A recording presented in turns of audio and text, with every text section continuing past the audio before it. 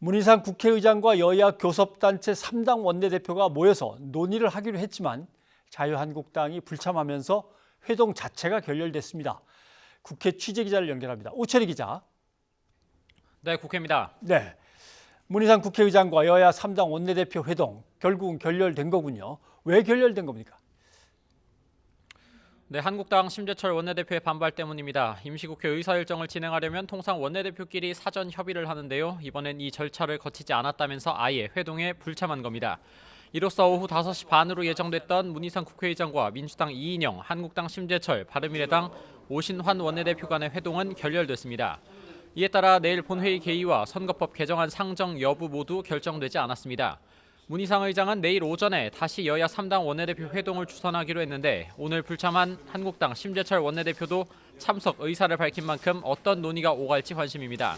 한국당을 제외한 4+1 협의체의 막판 실무 협상도 선거법 최종안을 합의하지 못하고 공을 원내대표단 협상 테이블로 넘겼습니다.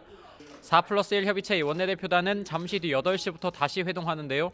선거법 등 패스트트랙에 오른 법안들의 일괄 타결을 시도할 전망입니다. 앞서 바른미래당과 정의당, 민주평화당 등 야3당은 공동 기자회견을 열어서 더는 한국당과의 협상을 지속할 이유가 없다면서 선거법 통과를 위한 민주당의 결단을 촉구하기도 했습니다. 네, 민주당이 한국당을 넘어설 수 있을지, 한국당이 또 민주당을 막아낼 수 있을지 어떻습니까? 네, 그 부분에 대해서는 조금 더 지켜봐야 될 것 같고요. 일단 각 당의 입장을 자세하게 전해드리겠습니다. 먼저 민주당은 내일 반드시 본회의를 열어서 선거법을 상정해야 한다는 입장입니다. 오는 17일이 내년 총선 예비후보 등록일인데 그 전에 선거법 처리를 마쳐야 한다는 이유입니다. 이인영 원내대표는 한국당이 끝내 협상을 외면했다면서 마지막 선전포고를 했습니다. 더 이상 기다려도 대화와 타협만으로 오늘의 전국을 해결하기는 어려워 보입니다.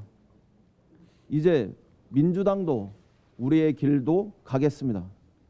국회의장께 내일 본회의를 열어서 개혁 법안과 민생 법안을 상정해 주실 것을.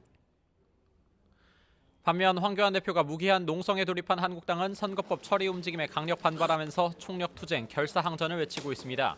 황 대표는 예산안 날치기는 선거법과 공수처도 날치기 하겠다는 예고를 하면서 한국당이 물러서면 나라가 몰락하게 될 것이라고 강조했습니다.